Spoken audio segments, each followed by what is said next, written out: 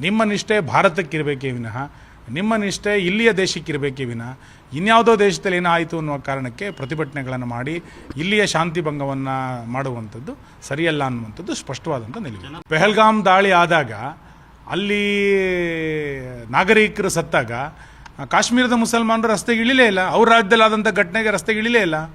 ಬಾಂಗ್ಲಾದಲ್ಲಿ ಇಷ್ಟು ದೊಡ್ಡ ಪ್ರಮಾಣದಲ್ಲಿ ಹಿಂದೂಗಳ ನರಮೇಧಗಳಾದಾಗ ಯಾವುದೇ ಮುಸಲ್ಮಾನ ಇದಕ್ಕೆ ಕಣ್ಣೀರನ್ನು ಸುರಿಸಿ ಧರಣಿಗಳನ್ನು ಹೋರಾಟಗಳನ್ನು ಮಾಡಲೇ ಇಲ್ಲ.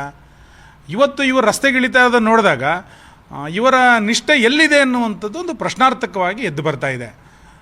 ಒಂದು ವಿದೇಶಾಂಗ ನಿಲುವನ್ನು ವ್ಯಕ್ತ ಮಾಡಲಿಕ್ಕಿಂತ ಮುಂಚೆನೇ ಈ ರೀತಿ ಪ್ರತಿಭಟನೆಗಳನ್ನು ಕಣ್ಣೀರನ್ನು ತೋರಿಸ್ತಾ ಇರುವಂಥದ್ದು ಭಾಳ ಗಂಭೀರವಾದಂಥ ಸಂಗತಿ.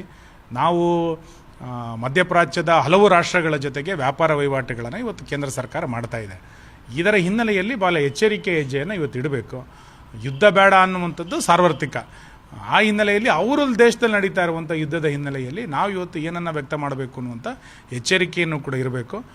ಈ ರೀತಿ ವಿನಾಕಾರಣ ರಸ್ತೆಗಿಳಿಯುವಂಥದ್ದು ಹೋರಾಟವನ್ನು ಮಾಡುವಂಥದ್ದು ಸರಿಯಲ್ಲ. ನಿಮ್ಮ ನಿಷ್ಠೆ ಭಾರತಕ್ಕಿರಬೇಕೇ ವಿನಃ ನಿಮ್ಮ ನಿಷ್ಠೆ ಇಲ್ಲಿಯ ದೇಶಕ್ಕಿರಬೇಕೇ ವಿನಃ ಇನ್ಯಾವುದೋ ದೇಶದಲ್ಲಿ ಏನಾಯಿತು ಅನ್ನುವ ಕಾರಣಕ್ಕೆ ಪ್ರತಿಭಟನೆಗಳನ್ನು ಮಾಡಿ ಇಲ್ಲಿಯ ಶಾಂತಿ ಭಂಗವನ್ನು ಮಾಡುವಂಥದ್ದು ಸರಿಯಲ್ಲ ಅನ್ನುವಂಥದ್ದು ಸ್ಪಷ್ಟವಾದಂಥ ನಿಲುವು.